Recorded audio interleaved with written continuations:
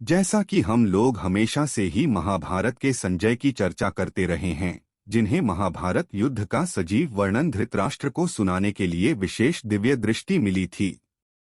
आखिर संजय कौन थे और महाभारत से लेकर आज तक वो अमर क्यों हैं? उस युद्ध के बाद उनका क्या हुआ? और आपको बता दें कि संजय जाति से बुनकर थे और धृतराष्ट्र के मंत्री भी थे। संजय महर्षि वेद व्यास के शिष्य थे और धृतराष्ट्र की राजसभा में शामिल थे। राजा धृतराष्ट्र उनका सम्मान करते थे। संजय विद्वान गावालगण नामक सूत के पुत्र थे।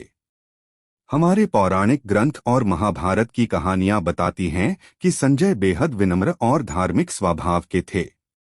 संजय को धृतराष्ट्र ने महाभारत युद्ध से ठीक पहले पांडवों के पास बातचीत करने के लिए भेजा था। वहां से आकर उन्होंने धृतराष्ट्र को युधिष्ठिर का संदेश सुनाया था। संजय भगवान श्री कृष्ण के परम भक्त थे।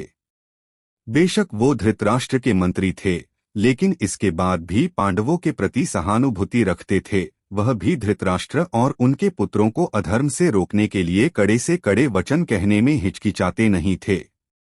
संजय हमेशा राजा को समय समय पर सलाह देते रहते थे।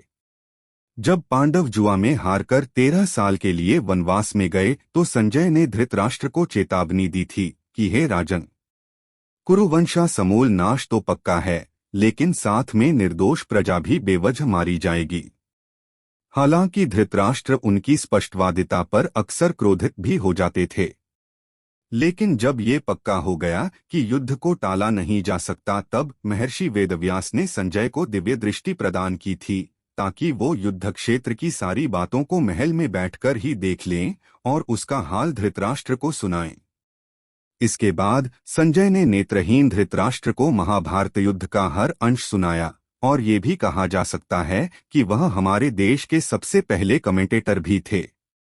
संजय के बारे में कहा जाता है कि वो यदाकदा युद्ध में भी शामिल होते थे, किंतु युद्ध के बाद महर्षि व्यास की दी हुई संजय की दिव्य दृष्टि भी नष्ट हो गई। श्री कृष्ण का विराट स्वरूप जो केवल अर्जुन को ही दिखाई दे रहा था, संजय ने भी उसे दिव्य दृष्टि से देखा।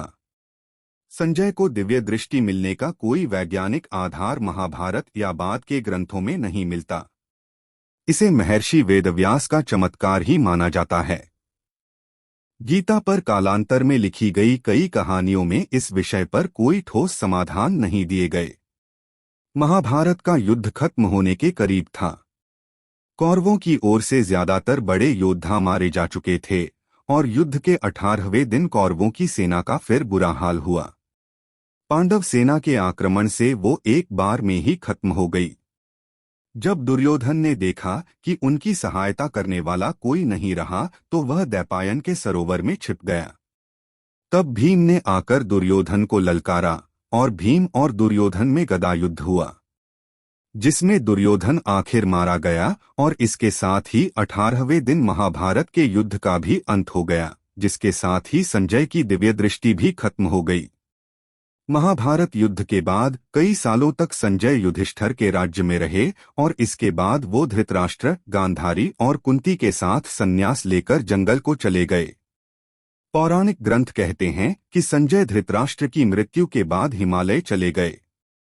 इस तरह से महाभारत का भयानक अंत हुआ। दोस्तों, अगर कहानी अच्छी लगी हो तो हमारे चैनल को सब्सक्राइब करना न भूले। धन्यवाद।